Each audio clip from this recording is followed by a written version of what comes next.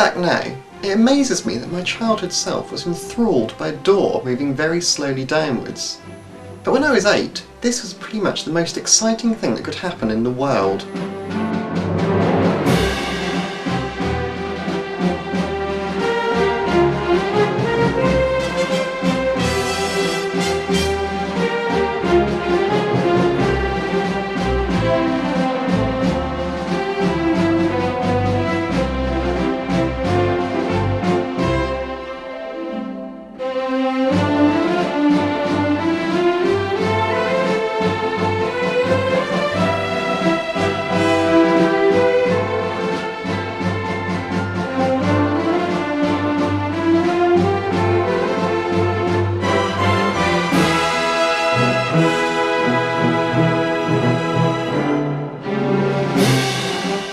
I mean, look how slowly those wings are moving. It's like they've got all the time in the world. Come on guys, this is a multi-billion-pound Martian expedition. What's some trip to Lidl?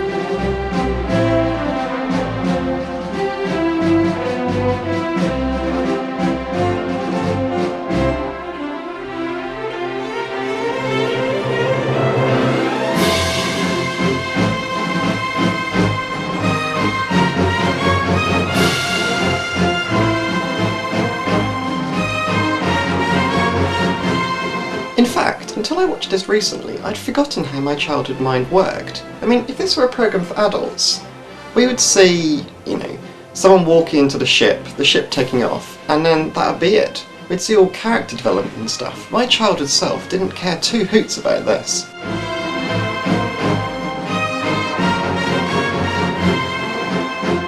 But as a child, I didn't care if a character was fully rounded or what motivated him to sit in a rocket as it very slowly assembled itself. What I wanted to see was, intricate bits of machinery clicking into place.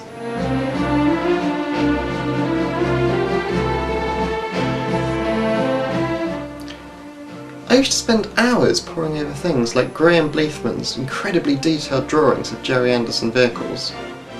Of course, it's very difficult to show any sort of character development with puppets that only have one or maybe at most two expressions. And even those that did have two expressions, the second one was usually something along the line of pain or happiness. For this reason, there's very little time spent on the boring bits of talking. Instead, the focus is on what I really wanted to see, rockets slowly assembling themselves. I mean look! It's still going!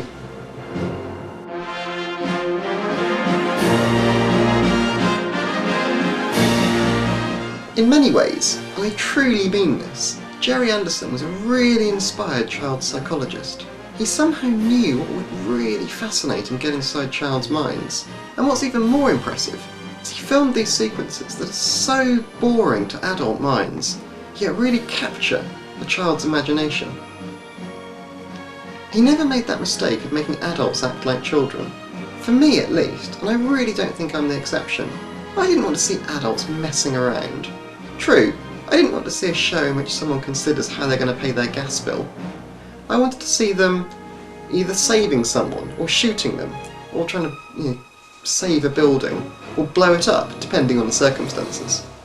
What I wanted was action and adventure, but sanitised and simplified. I didn't want to see the bloody aftermath after an explosion, or see someone spending months struggling to walk after their leg was crushed by a falling boulder. Somehow, today's programme makers seem to have lost this ability to capture a child's imagination. I mean, look at this from CITV. I'm gonna tell you a story and it's vaguely true about butt-kicking dinos who know Kung Fu and Mr. Nerdy Human Guy. What's happened here is someone has said, Kung Fu's cool, dinosaurs are cool, let's have a show about dinosaurs who know Kung Fu. And also, let's make them act like kids. But let's be honest, the sort of people that make this are going to say kids, not children.